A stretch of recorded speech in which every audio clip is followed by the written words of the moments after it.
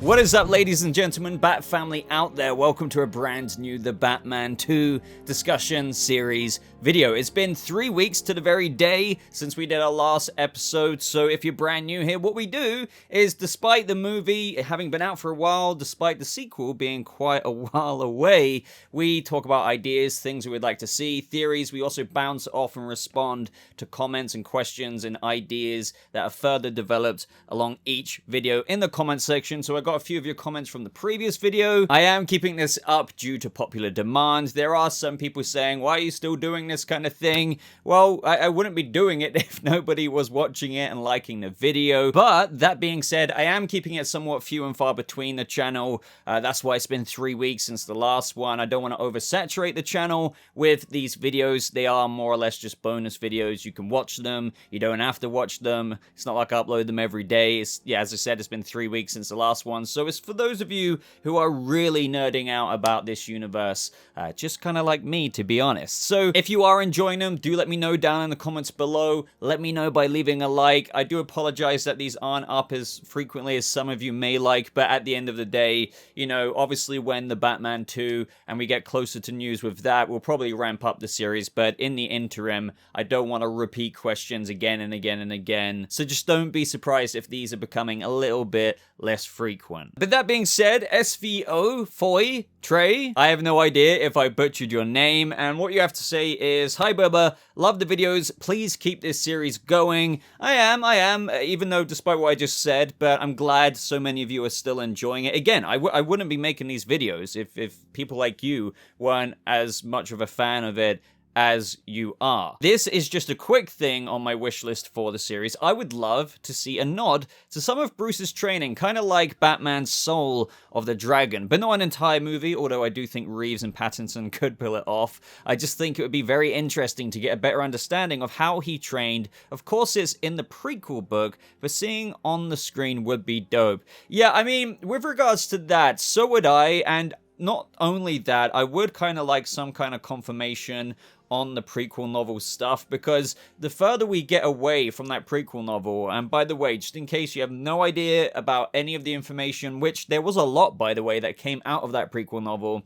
I have done a breakdown of it on the channel. It's quite a long video, as usual here, but we get into basically recapping every scene, and plus my thoughts on it. And within the prequel novel, Bruce essentially was trained by Alfred, as acknowledged in this movie, but in the prequel novel, he went away to college and he kind of dropped out of university, and whenever he got bored of a subject, constantly learning various different things, but with each university he kind of applied to in various places around the world, which was a really kind of cool way of still having Bruce travel, but also around the time he was getting education, he also soaked up a lot of fighting techniques. Now, the reason, circling back to what I was just saying, with regards to confirmation is, I've got a feeling that the movie, or as far as Robert Pattinson and Andy Serkis, the actors, are concerned, maybe even Matt Reeves himself, because I wouldn't be surprised if he's somewhat removed by that whole children's prequel novel thing, is that they're just going off the fact that Alfred trained him. Now, that's not the most worst thing in the world. I know a lot of Bat fans would just love, like, no, he has to train around the world, he has to be this, that, and the other, but I've got a little, inkling and feeling that that actually might be the case, and I've been saying more and more that the prequel novel might be very loose canon. Again, it never, explicitly says canon, even though it's advertised The Batman, Before the Batman, an original movie novel, the all-new exciting story inspired by the film. I do think it's like a template. I don't think it's outright canon, whereas when I was breaking it down in that video, I was thinking, okay, they're definitely going into some factual things here, but I wouldn't take it that literally for now, unless Matt Reeves really acknowledges that as the case. I feel like the film didn't necessarily throw ideas in the book away. It just didn't nearly acknowledge things like the training as much as I think we would have liked. So going back to your comment here in question with regards to your wish list for the series, you would like to see a nod to some of his training, and even though that has been acknowledged in this prequel novel, I don't know if they're going to get into that so much in the second and third film other than commentary, because the opportunity for that, I feel, was in the first film. Not that I could dismiss like any kind of flashback or anything like that in the second and third movie, although I do wonder what would bring that on to see a flashback of training. I think the best we're going to get is further commentary from Alfred, like remember when you were 17, Bruce, and we did this move or something like that in the Batcave. But yeah, I am starting to question now if, yes, that was inspired for the film, a bit of handy merchandise, if you will, especially one that would appeal to kids before going into the film. But I don't know, I do feel like if I had the opportunity to interview Reeves, I'd be like, bullet pointing. So this happened in the prequel novel, this, and this, when Bruce was in uni. It says, like, you know, he loved women and they loved him. That was one of the lines. Yet in the movie, it feels like Bruce is not really... I mean, you could argue he did go to uni and he did have interactions. But the book also says he never stuck around enough for it to, like, turn into a relationship and things like that. I'll be saying all these things to Reeves. This, you know, did he do chemistry experiments? And I'm sure he would entertain some things. Like, he is the world's greatest detective. That's the thing he was going for with this movie. So it'd be like, sure, yeah, I can see, like, as the prequel novel, it got into that, and I can see how Bruce maybe did that and took pieces of gum off park benches to just see kind of what substance it was, if it was gum or if it was something else. But then there's some other things, like the university stuff, where I can imagine he would say, like, I'm not opposed to that, but I don't know if that's what he did. Did he do that, or is it just kind of inspired for the movie, like a little before the Batman, as per the title and what the book says,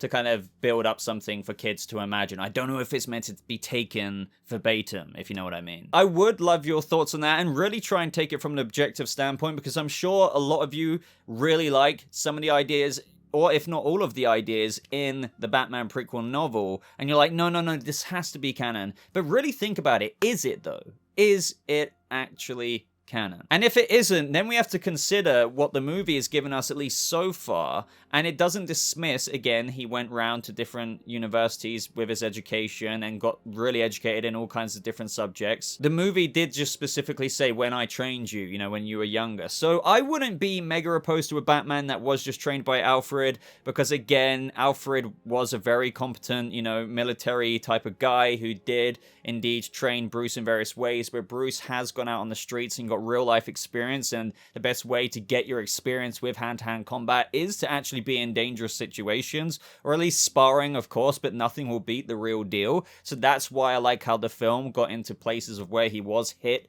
every now and again, but obviously we'll see that progress throughout the movies. But I totally understand how people might be like, but that means this Batman isn't a ninja trained by, like, various ninjas or senseis or gurus around the world. So it's a bit of a mixed bag. I don't really know what to make of this, but I'm telling you now, if I ever get an interview with Matt Reeves or something, I would want to bring this up. This would be one of my questions. Did Bruce actually get trained by different kind of sparring or teachers or senseis around the world when he was getting inducted to various different unis and courses around the globe? Long story short, I always can't help myself but turn this into something else. I don't think we are going to get a better understanding of how he was trained, unless we maybe have him training someone else. Then he could be like, well, when Alfred trained me in this way, or if he trains with Alfred, which would be a sick scene, I'm not gonna lie. So with Alfred more on board in the Batman 2, thus us seeing more of him and whatnot, if they're doing a bit of sparring, which would be awesome. It would be cool if we have like references to, hey, do you remember when we did this, that, and the other?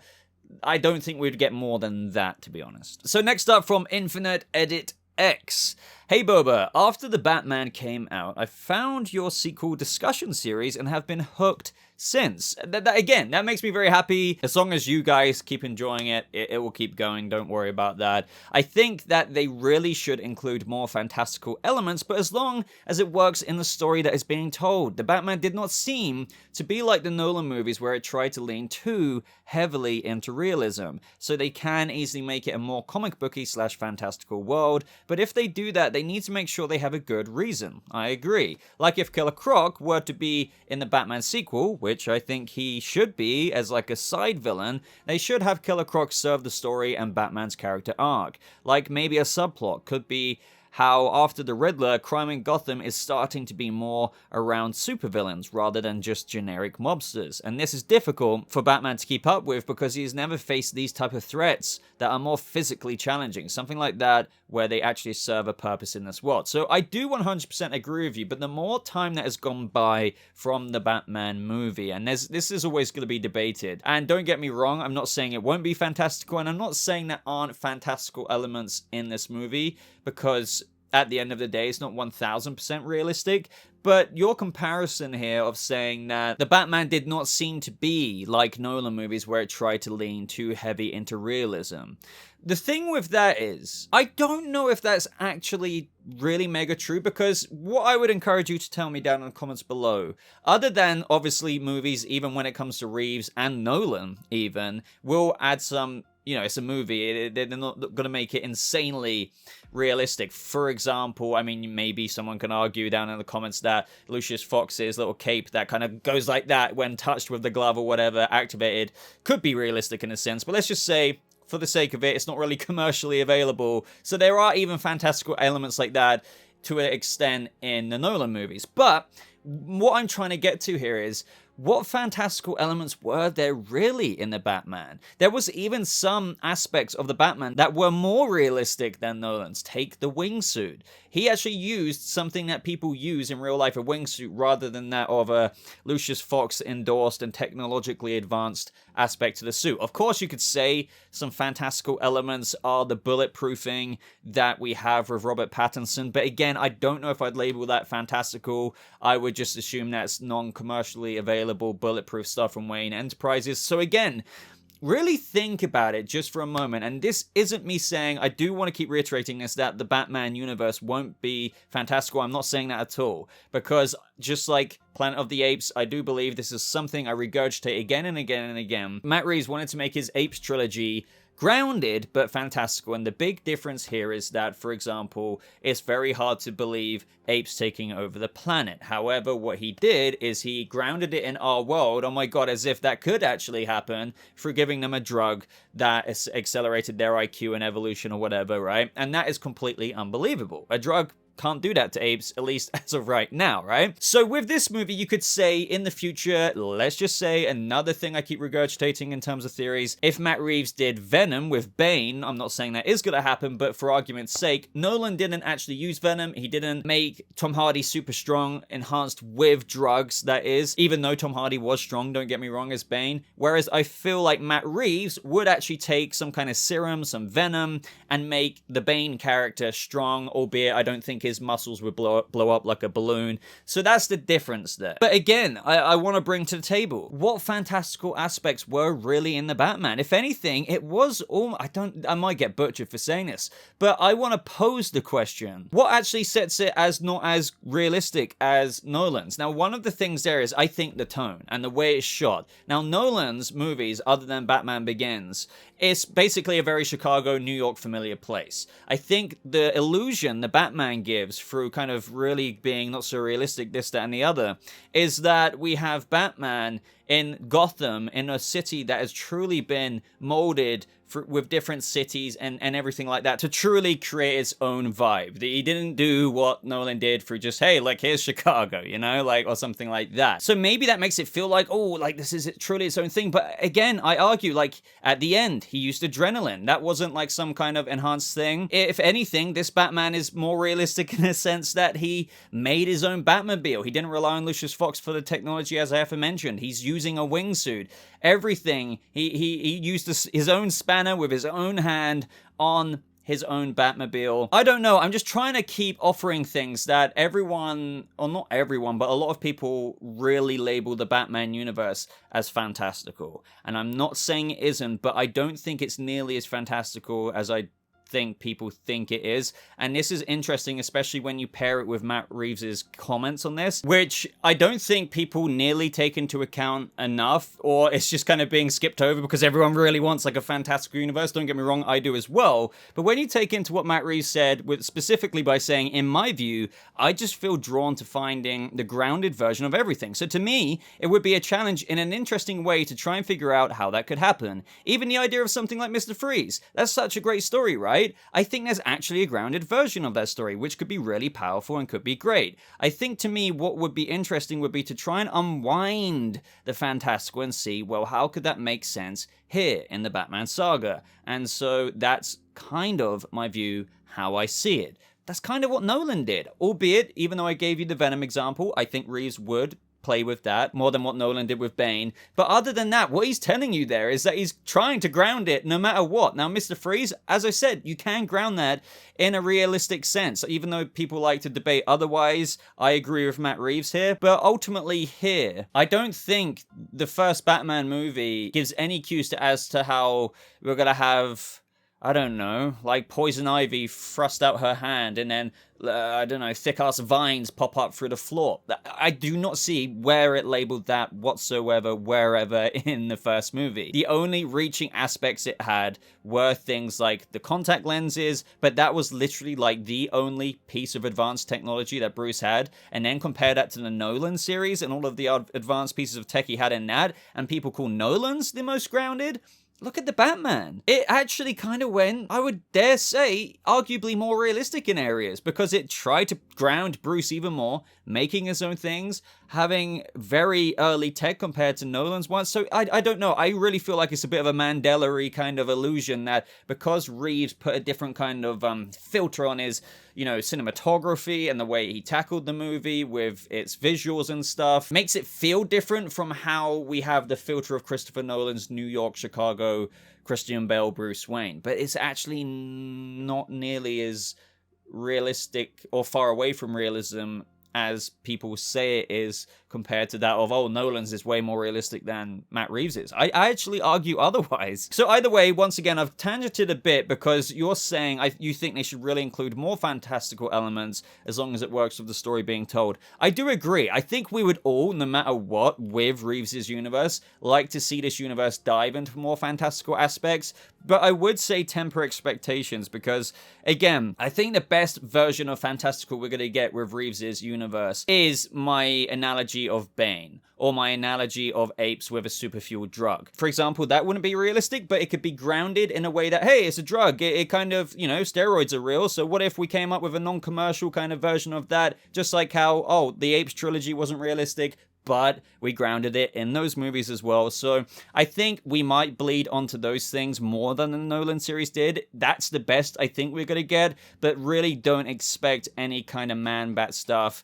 Even Killer Croc, I would love to see, and I would really love everything I'm saying to be, it's not exactly the word proven wrong, or the words proven wrong, because I'm not saying it can't be that, but like Killer Croc, for example, the skin condition that caused him to become that kind of viewed monster and everything. That would be really cool to see. And I agree with you. They do have to have a good reason. For example, Mr. Freeze would be a great story, as Matt Reeves said. There's a really powerful thing in that can be told grounded. I believe there could be some accident that makes him have to stay at a certain temperature, or at the very least, if Matt Reeves wants to ground it, in my ideas and vision for like an early Russian kind of cosmonaut, astronauty kind of suit, he has to stay within that to kind of facilitate his health. And ultimately, with the latter part of your question here, with regards to, now that the Riddler's out the way, now that Gotham truly is birthing into the Gotham that is around when Batman is around, you have Joker in jail who hasn't even got the moniker of Joker, but he's got past the Riddler. Maybe he will have more challenges with that of the super type villains. But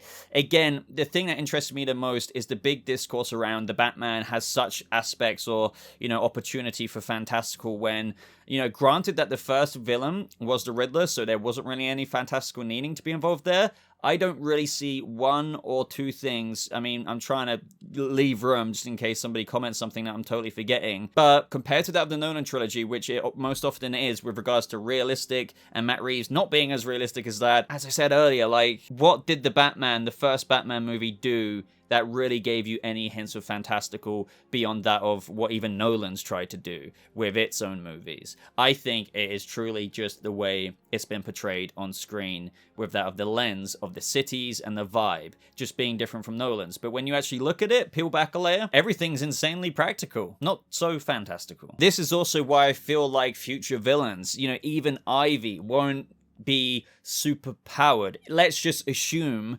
Reeves did do Ivy. I think there'd be the fantastical side at the limit would be a drug that could be used to kind of super accelerate plant growth, but I don't think she would use her hands to kind of, actually put a plant coming up through the floor. Instead, rather, let's just say Ivy's plot has to do something with, fighting back, Gotham, I'm fighting for the frickin' Green Earth or whatever. She might kill people in a very Swamp Thing, DC Universe kind of way. I don't know if any of you have seen those horrific scenes where, like, they're almost grown into the wall, but it's all through her knowledge of plants as a botanist or something like that, where she can accelerate plant growth through a drug. So arguably, maybe she does put something under a sewer that bursts through the ground, but it was all through these chemicals that allowed that to do that in an unrealistic way. But I don't think Reeves is going to do things that, I really don't see Man-Bat, like an actual Morbius type, person flying around. Clayface, as we've been over in previous videos, I think would be a master of prosthetics, much like the kind of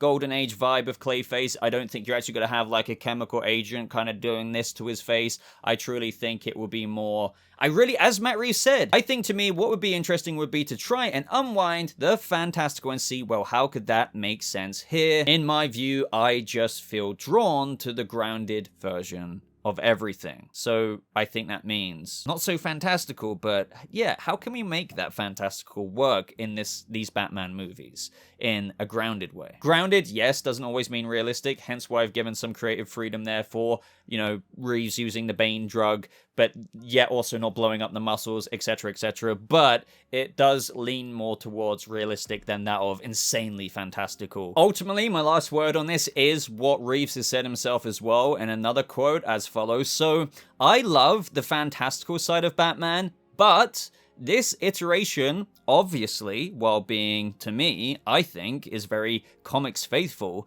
but I don't think that this one is necessarily, it doesn't lean as hard into the fantastical, I guess. But I think, to me, what would be interesting would be to try and unwind the fantastical and see how could that make sense here. Again, the latter of that repeating what we've said. But the first part of that, don't get insanely high hopes up for true meta-y type villains spitting out of the pages to the screen. So the next one's from Master Star-Lord 47. I know Joker gets spoken about quite a bit in these videos, but one thing I keep seeing, and no disrespect to Master Star-Lord here, but I think the situation here is some people absorb a certain amount of comic book material or a certain iteration of Joker or Batman. For example, the best example of this with Batman is when people say this Batman is nothing like Batman, when they're only basing that off of what they've absorbed and what they've become attuned to thinking Batman is, when they couldn't really be any more wrong that, for example, the most roided type Dark Knight Returns Batman is the only valid Batman, when you literally have comic book iterations of like New 52 Batman or other Batmen, for example, who are more MMA agile fighters like Robert Pattinson. So to say one iteration is nothing like what you should be couldn't be more incorrect. It's more like that's just not your preference of the depiction. So here, Master Star-Lord says, hey Boba, I just have one question. Will they redesign the Joker finally for the sequel? Because in the deleted scene of the Joker, looks nothing like Joker. Now, again, with all due respect to that, I feel like you're saying that from a place of, and I don't blame you in the sense of a lot of Jokers are portrayed, for example, Killing Joker, very smooth-skinned, or the man who laughs kind of thing, red lipstick, kind of acid-stained skin and everything like that, green hair, arguably, pretty and handsome to an extent, other than, the clown exterior. Depends what floats your boat, I guess. But there also has been many iterations of Joker who is insidiously grotesque. So that's what Matt Reeves is going for, and I just really disagree that it looks nothing like Joker. You're not the only comment, by the way. There's tons and tons and tons and tons of people like yourself. For example, I was getting a lot of comments like this when I was breaking down the Arkham deleted scene around the time that actually released. Some people were really, digging it, but some people were like, no, this looks nothing like the Joker. Oh my God, I can't believe they've done this. This is terrible. But I'm just like, look, okay, that's not your preference, but don't say that is not Joker at all, because it is. Like, it is very valid. Just look at Joker in A Serious House on a Serious Earth. Even in the New 52, he chopped his own freaking face off and he practically went around with kind of thick, hardened, rotting skin skin almost taped back on his, not taped, but stapled back on his face. There's a billion others that I could draw from. And I get it. Like, imagine, like, if Barry Keoghan's Joker was more of a chiseled, like, less grotesque one. That would be really appealing as well. I get it. But I also really like, and even sometimes I encourage people, if you don't vibe with the vision, at least try and still think, okay, look, this isn't my preference, but what I'm going to try and do is understand the creative vision. Why did Matt Reeves go for this? And then when you lean into his comments of how he wanted this Joker to have this uncomfortable look because people have looked at him his whole life as if he was horrific and they felt very uncomfortable, that allowed him this advantage to soak that in and kind of get in their head. He knows when people look at him, they're uncomfortable, and he kind of wields that as a strength, but also as kind of a congenital disease with his skin to the point of where he's kind of got a stuck smile akin to that of almost like Jack Napier's Joker, Jack Nicholson. Somewhat this homage to Conrad Veidt's disfigured Man Who Laughs, who also kind of has a bit of a smile issue going on there. And I really dig that. I mean, I think ultimately my preference for Joker isn't too dissimilar to those who kind of complain about this Barry Keoghan Joker. For example, I think I really dig that kind of insidious, killing jokey kind of look, but I'm not to the point of where I'm like, this isn't Joker, this is nothing like Joker kind of thing, because I do feel like other iterations are very valid as well, and this one I actually really dig, because deleted Arkham scene, despite what you may have to say or anyone has to say about Barry Keoghan's Joker, they definitely have insanely accurate Joker characteristics there. He is very intuitive, very smart, wants to get into Batman's head, and he's already in there before he knows it. Again, that combined with the uncomfortable look that anyone has when looking at him, it kind of just adds to this kind of haunting nature that he has. And I think that is remarkably fascinating. Now, yes, Joker with a normal kind of look, the killing joke look, if you will, translated into real life, or what you may have seen from various fan films out there, also can be intimidating with the pointy eyebrows and just smooth skin. But there's something about, again, when I vibe with Matt Reeves' vision, with how he says that this Joker was born disfigured this way with this congenital disease, and he viewed life as this cruel joke, and he had a dark reaction to it, and he, went on to say things like, it's this idea of being very incisive and brilliant, and being able to get into your mind, and basically having this nihilistic point of view. He has become this kind of brilliant embodiment of sadistic, chaotic, horror, if you will. And this is just the beginning, because he hasn't even got the moniker of the Joker. So I get that people have preference of designs, but I do think it's something they're going to stick with. I wouldn't rule out slight redesign, because as of what we saw in the movie, canonically, we didn't see the deleted scene. Granted, at the end of the deleted scene, or for most of it, he was blurry, but then at the end we saw his mouth. That does leave creative freedom for the makeup artist to maybe not completely wipe the slate clean and give us a killing joke type Joker, but for example, he might have a tidbit more hair. Matt Reeves might be like, actually, keep this smile, everything like that the same, but do something like this. Maybe he actually has another thing like that is really common. In this, he kind of doesn't really have any eyebrows. It's more kind of like, how Joker has those really angular eyebrows. As you're seeing on the screen here, he actually has, it's almost like an extruded scar that gives him the eyebrows, which I love. Warped the feature of Barry Keoghan's face to be that much more intimidating. But a very typical decision in makeup revisions like this is they actually might add green hair eyebrows. That's an example for you. But as far as like massive revisions, I would say no. Obviously, there's potential for change, because the only part we did see in the movie, of course, is, barely in the movie, barely through the door with Riddler at the end. Of course, arguably, an artist's work is never done, and when we don't even know, or if, or when, or how we'll see Barry Keoghan's Joker again, I'll bet your ass that there will be minute changes, because they'll perfect it a little bit. But ultimately, with your question, will they redesign the Joker finally for the sequel? No. I don't think there'll be a massive redesign. They want this Joker to make you feel uncomfortable. They want you to find him ugly and grotesque, all while being just as relevant as any Joker out there. Now, I think we have spoken about this one, but I would like some updated thoughts on this. So, DA11AX says, hey, love the vids, Boba. Thank you. Regarding the name for each film, I don't think it should be villain-oriented or dedicated to one thing. Like, for example, The Batman, Heart of Ice. As cool as those types of titles are, I think a way this Batman feels is chapters or parts. So I would just want names like The Batman 2, The Batman 2 in that way, or The Batman Chapter 2. Well, again, I really don't know where to settle with this because Reeves has referred to the second movie as Chapter 2, even when he was getting interviewed in the press tour for the first movie. But of course, you would just call it Chapter 2 for now. That doesn't rule out. Let's just say the second movie is about Mr. Freeze. Yeah, The Batman, Heart of Ice, or The Batman Chapter 2, Heart of Ice. But I really don't know because I do think it's really cool to just call it The Batman Chapter 2, and then obviously all the promo marketing, the logo could have the bluey ice. Let's just say it's still about Mr. Freeze. You could just call it The Batman 2, but have, instead of the red, more of a blue, maybe frozen parts over it. That would be cool. You don't have to call it Heart of Ice to make it about Mr. Freeze. One thing I do feel is that the chapter side, you know, The Batman, then the second movie, The Batman Chapter 2, there's a third movie, Batman Chapter 3, will be included. I think what remains to be seen, even though all of it does, is that will there be a title added on to that? So the Batman Chapter 2 could just be it, or will it be the Batman Chapter 2 plus Heart of Ice, and then the Batman Chapter 3 insert title here, or just the Batman Chapter 3. Let me know your ideas, of course. So Dylan Andre says, I would like to see more Batman/Alfred communications via headset, Batcom, and collaboration in the next one. I completely agree. One thing that I think so many of us are looking forward to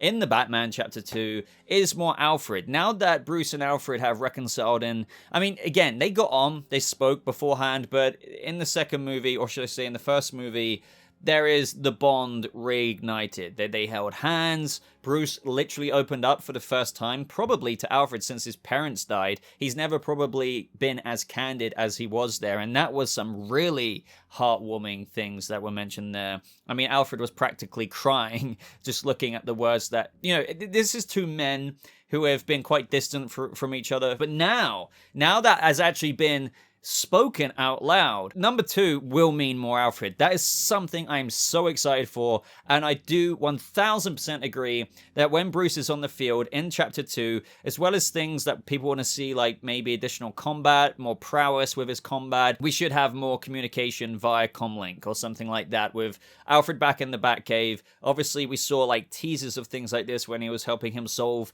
the cipher. Now they're a bit more united. I think it would be really wicked for Alfred to step up his role, maybe sit at the Bat computer whilst Bruce is out on a mission. Maybe, you know, for argument's sake, with all of our visions for how the movie could open up, let's just say the movie opens up with Bruce, whether he's taken out this operation, this, that, and the other, we have Alfred with some kind of recon thing going on saying, oh, you know, 2 guys have just pulled up in a car, Bruce, you know, and he's just like, I know. Or something like that. Really cheesy off the top of my head. But just some kind of additional support. Not that Batman needs Alfred, because you could be like, let's just say Alfred croaked there and then. Oh, what's he going to do without him? No, he doesn't need him, but it's just a little bit of extra intel that will always come in handy. And I only think that is the most organic progression that the second movie could do, other than just having more Alfred and Bruce scenes, is having Alfred assist the Batman himself. But if you have any extra ideas, let me know, because I'm all for it. I love Andy Serkis' Alfred, and we practically know we're going to get more of that in the second movie. It is, as I said, the most organic thing you could do. So if you have any extra ideas with that, I would love to hear it down in the comments. So Papa IKE or LKE says, I would like to see Batman's fighting ability to be shown more, kind of like how he doesn't get hit and just flies around hitting people so fast and so hard in the Arkham games. I would like his skill in combat really show without losing a shred of brutality.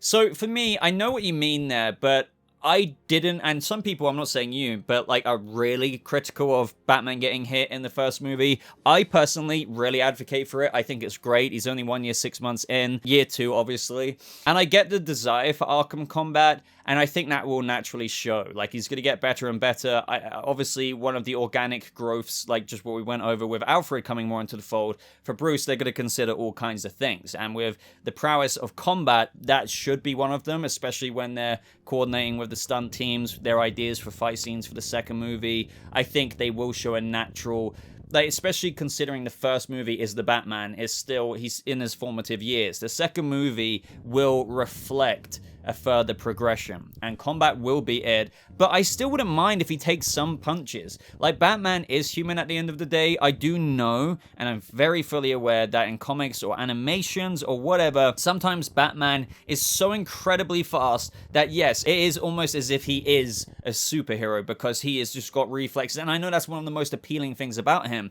because people are like, he is human, but he has worked so hard that he doesn't get hit. That is how unbelievable he is, because he is at the peak of every kind of, you know, not only human physique, but also mentally, perception, awareness, but grounding it, as Matt Reeves likes to say.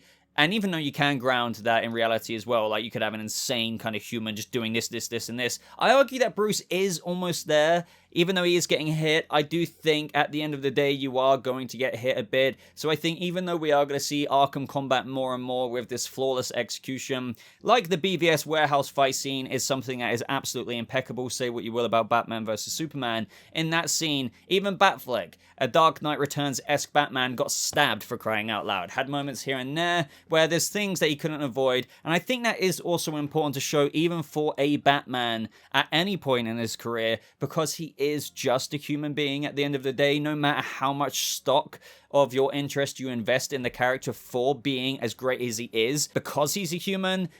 Again, I think that's why Zack Snyder even chose to do that with Batfleck, because in situations like that, he is human and he will take hits. But as Matt Reeves says as well, his ability to endure is one of the most fascinating things. So I do think we'll see it a little bit less. However, I still wouldn't mind seeing it. But, of course, yeah, I would like to see a bit more of a jumping fluently to one thug, to another thug, to another thug. I do think Arkham flying around is unrealistic because, you know, in those games, you can go from, like, I don't know, like 15 meters away, and because you're keeping up the sequence of the combo, he jumps from, like, one thug over here all the way to gliding over there. And I know you could say that's assisted by the cape, but like, it's video game logic at the end of the day. So I think the best we could hope for there is like a scene where we have Batman in like the BVS warehouse fight scene. So ladies and gentlemen, Bat family out there, I think I'm going to end this one here. Let me know if you enjoyed this video and this installment of the discussion series down in the comments below. Let me know your thoughts and replies to everything we discussed today. I always encourage that. And as I said, there will be more of these. Just don't be surprised if they're a little bit few and far between, because we've done quite a few of these. Obviously, the series will like pick up a lot more regularly when we get into production, when casting things come out. I mean, it was like yesterday to me when it's like,